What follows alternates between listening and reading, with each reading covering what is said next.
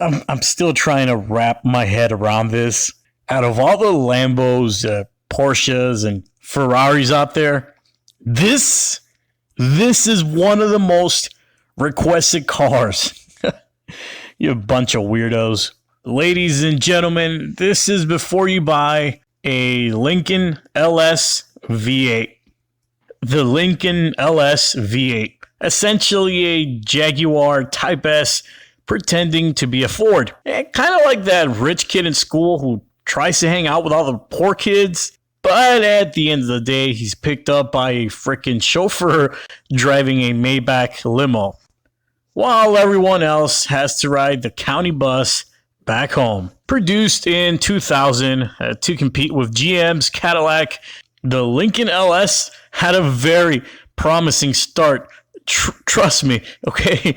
If you know anything about early 2000s Cadillacs, the mere fact that it's not a Cadillac is already a plus. The Lincoln LS was years ahead of its time back in the early 2000s. It had features that took some cars years to catch on to.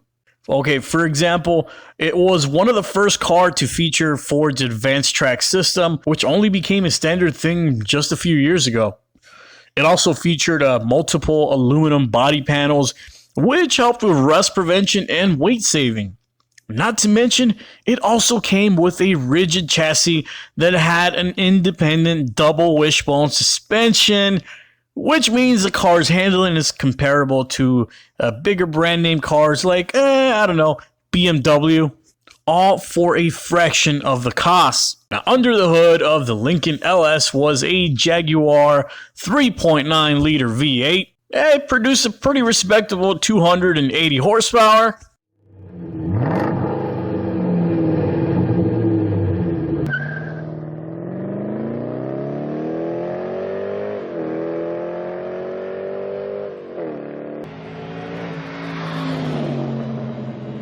With a 0 to 60 time of 6.7 seconds.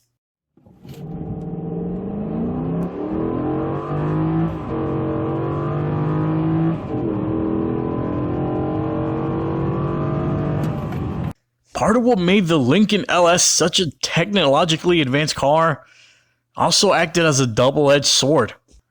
The technology was still unproven, which caused quite a few problems in the long run. Okay, alright, this is your favorite part of the video. I know, because you guys just love suffering and pain. Here's the list of some problems you might encounter if you buy a Lincoln LS V8. Alright, for starters, you will definitely encounter problems with the ABS system. It can actually be so expensive to repair that you might as well just drive it ABS-less. You're also going to have coil pack issues. There's also cooling system leaks due to the type of rubber and plastics that were used back in the day for those cooling hoses. They all tend to crack and leak. Also, the dual coolant control valve, also known as the DCCV for short, can cause coolant to stop flowing to your engine. It also affects your air conditioning. The transmission shift solenoid can cause erratic shifting, and the hydraulic fan pump has issues which can cause your fans not to turn, which in turn makes your car overheat. And the problem is generally more common with the early 2000 to 2002 models. Now, to get rid of some of that doom and gloom, I decided to change things up this time and end the video on a lighter note. So here are some fun facts you probably didn't know about the Lincoln LS. One of them being that this car was available with a manual transmission, but sadly only on the V6 engine. The LS is one of the few sedans ever produced with a nearly perfect 50-50 weight ratio. Also, did you know that besides having a Jaguar engine, the Lincoln LS rode on the Jaguar S-Type platform? The Lincoln LS V8 is one of those hidden gems of the car world.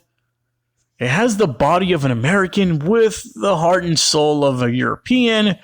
It's literally the best and worst of both worlds. But just for a couple $1,000 bucks, if it's well taken care of, you have yourself one badass car.